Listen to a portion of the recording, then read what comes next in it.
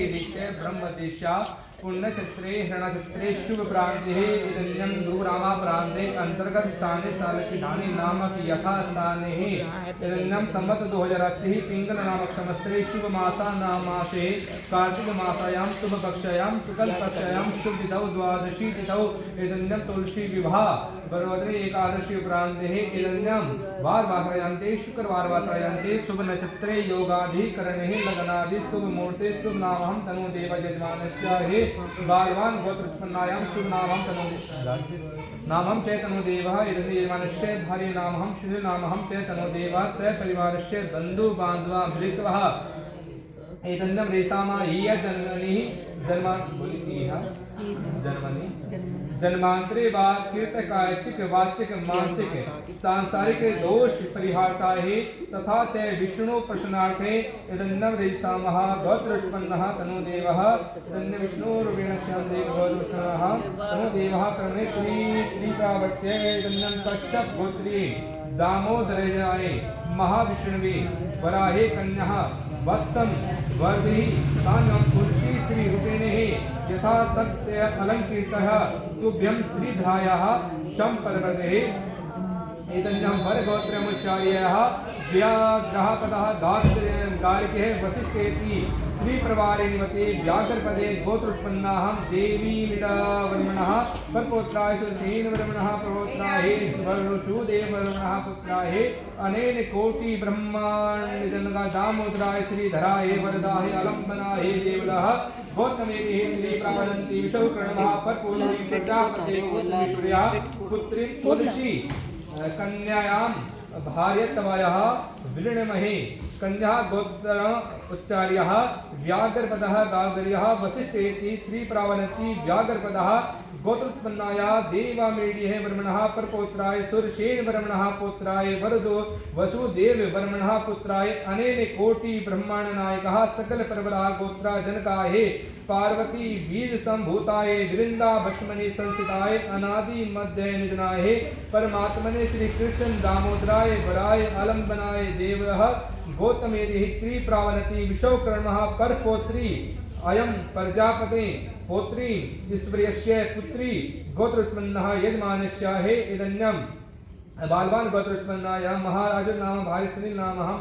पयोगटेः सेचितः कन्यावता वर्धिता भावनीय तुलसी नामनि कन्यायां मतलब तुलसी कन्या नाम से श्री कृष्णा अर्थयम श्री रूपिणी वरार्थिना वनस्पति देवता विष्णु सव्यम प्राप्यते तुभ्यं संप्रदते कन्यादान संवर्गय श्री कर्मणः तनो देवः एतन्यं रेसामः श्रीमन्नकृष्णादो सेवसे वृदामुद्र सेददाया तस्सेकरा भवन्तो रूपेण श्यामते पुनः विष्णु तनो देवा नमो रूपेण हे नमः। ये तुलसी साथ में इधर करेंगे और शालग्राम भगवान जो है उसमें रखते हैं तो गमले के साथ में और आगे बढ़ा दो थोड़ा आप खड़े होकर आराम से। हाँ ये साथ में इधर रख दो और इस शालग्राम को इधर गमले के साथ में मतलब ना जैसे गठबंधन होता है ना ऐसे बढ़ा दो थोड़ा ये चौकी करके ऐसे कर दो रख दो आराम से रख दो हाँ रख दो और ये हाँ गमले के साथ और बढ़ा दो इस तरफ रख दो इधर आप हाँ बात और इधर शालग्राम भगवान के साथ में आप लगा लो जो आता है ना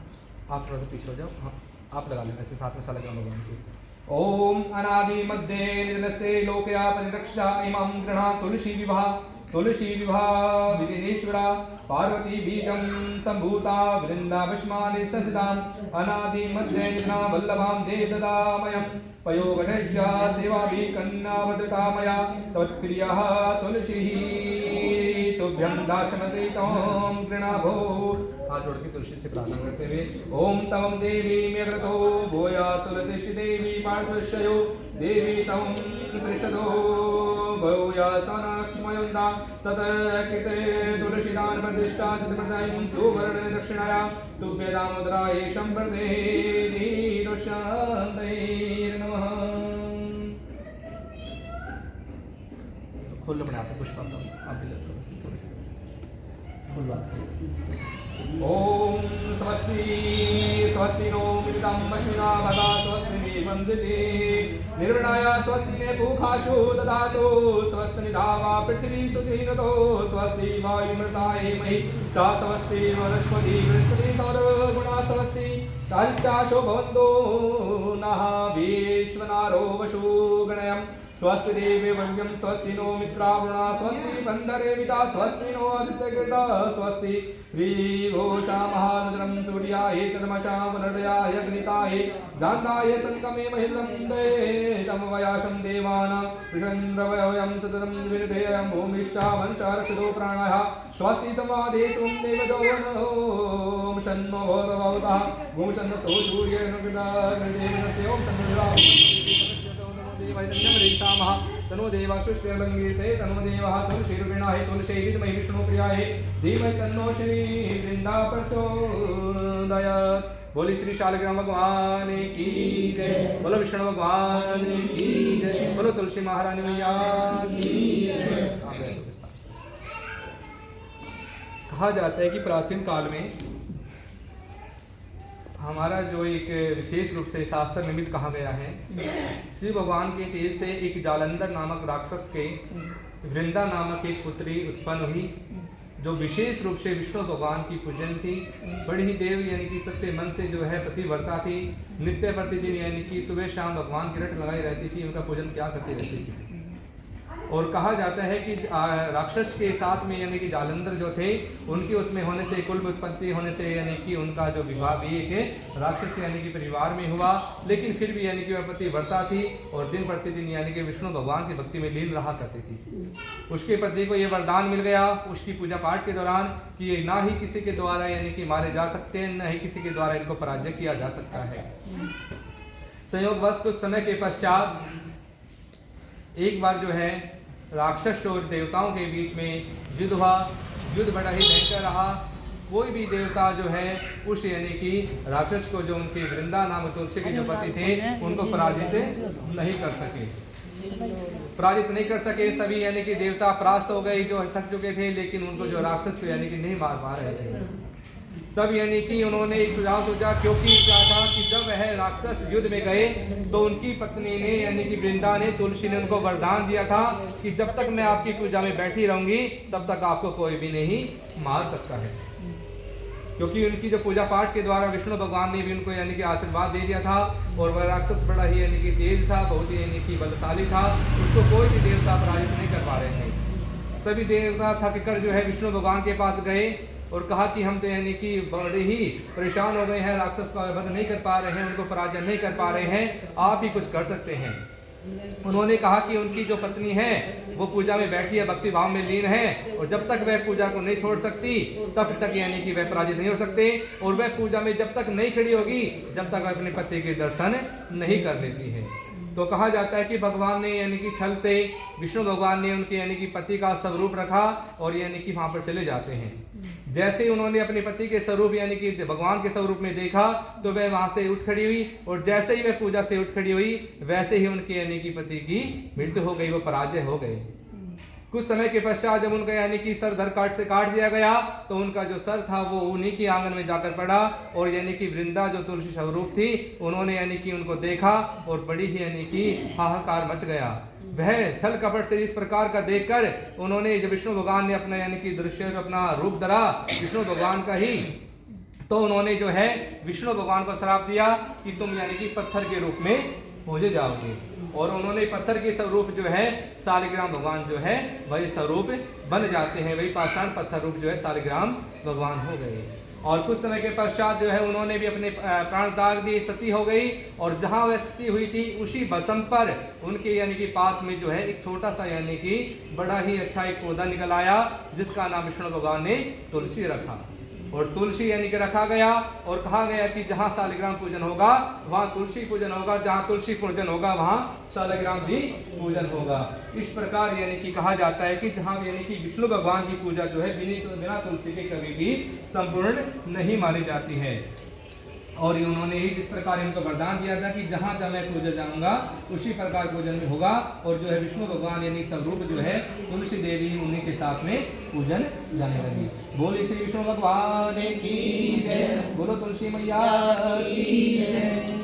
भज मन नारायण नारायण नारायण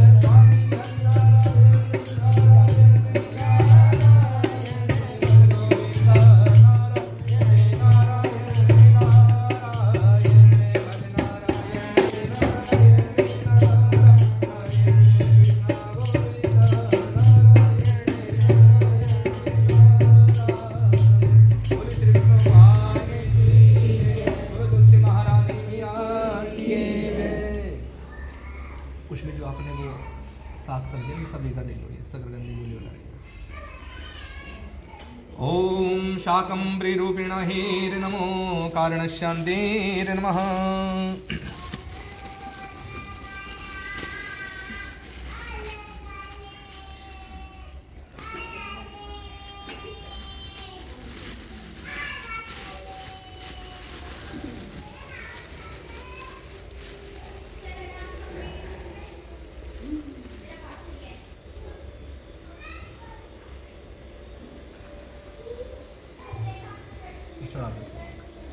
ओम नानः व्यंजनानि सेतनुर्देव प्रीमिलस्ते करार्भवन्तु शागं सेकरश्चेतनुर्देवा सदा शान्तिकृते रूपेण हि ओम तनो देवा शंबर सेतनुर्देवा सदा शान्तिकृते तनो देवः धन्यं ब्रह्मश्रीकालशेखरार्भवन्तु पूज्यामः तनुर्देवः धरण शेखरार्भवन्तु नमः। थोड़े पीछे ये पहना दो आप लीजिए तब तक हाँ ये पहना दो और थोड़ा सा जगह कर लो पीछे है ना हमारे बोल कीजिए।